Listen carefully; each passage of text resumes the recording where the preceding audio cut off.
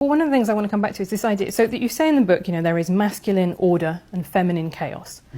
No, actually I say that those are symbolic representations of the two things. Right, okay. So why? Why is order masculine?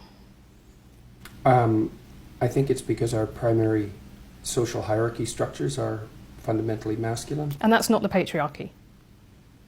Well, it's not the modern idea of the patriarchy, that's for sure. I mean, that's my idea of the patriarchy, which is a system of male dominance of society. Yeah, but that's not my sense of the patriarchy. So what's yours? Well, in what sense is our society male-dominated?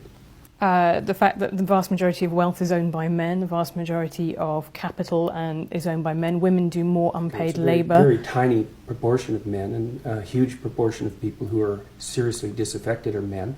Most people in prison are men. Most people who are on the street are men. Most victims of violent crime are men. Most people who commit suicide are men. Most people who die in wars are men. People who do worse in school are men. It's like, where's the dominance here precisely? What you're doing is you're taking a tiny substrata of hyper-successful men and using that to represent the entire structure of Western society. There's nothing about that that's vaguely appropriate. But I could say equally well that most rape victims are women. Terrible things happen to people of both sexes. And you could say that with perfect utility, but that doesn't provide any evidence for the existence of a male-dominated patriarchy. Well, it just means that terrible things happen to both genders, which they certainly do. But there are almost no women who rape men, for example. So that is an asymmetry there in sexual violence. Well, yes, there's an asymmetry in all sorts of places, but that doesn't mean that Western culture is a male-dominated patriarchy. The fact that there are asymmetries has nothing to do with your basic argument.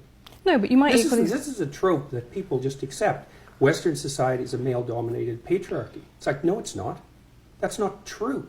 And even if it has a patriarchal structure to some degree, the fundamental basis of that structure is not power, it's competence.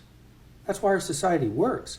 It's only when a structure degenerates into tyranny that the fundamental relationships between people become dependent on power.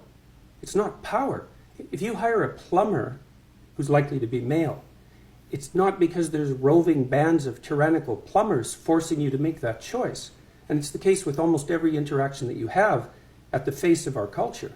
You're dealing with people who are offering a service of one form or another, who are usually part of the broad middle class, and what you're looking for is the person who can offer the best service, and you can find it. It's not a consequence of being dominated by anything that's tyrannical.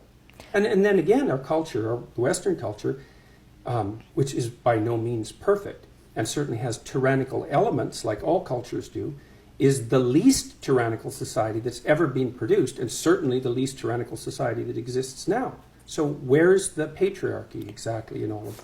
You've sold 2 million copies of 12 Rules for Life. You have 800,000 followers on Twitter, 1.4 million followers on YouTube.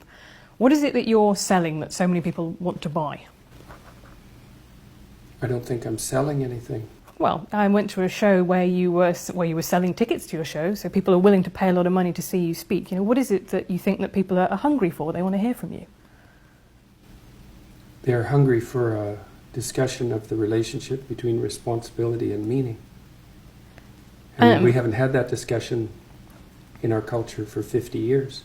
We've concentrated on rights and privileges and freedom and impulsive pleasure, and those are all useful in their place, but they're shallow, and that's not good, because if people are moored shallowly, then storms wreck them, and storms come along.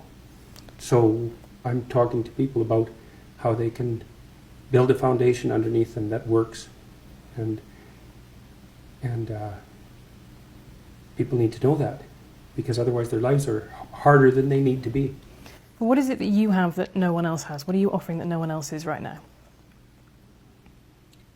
Well, I think that is what I'm offering. That's not part of the public discussion, and it's grounded in my clinical knowledge.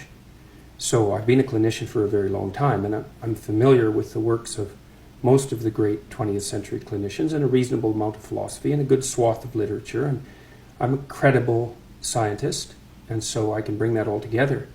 And I've tried to bring it all together and to make a case for the significance of individual life and the psychological necessity of courage and nobility and responsibility these things that sound old-fashioned, but are old-fashioned in the best sense. They're old-fashioned because they've lasted forever and they're absolutely necessary. And people need a call to responsibility because they need to mature. They need to want to be adults. And I don't think we do a very good job in our culture of making a case for why it's a good thing to be an adult.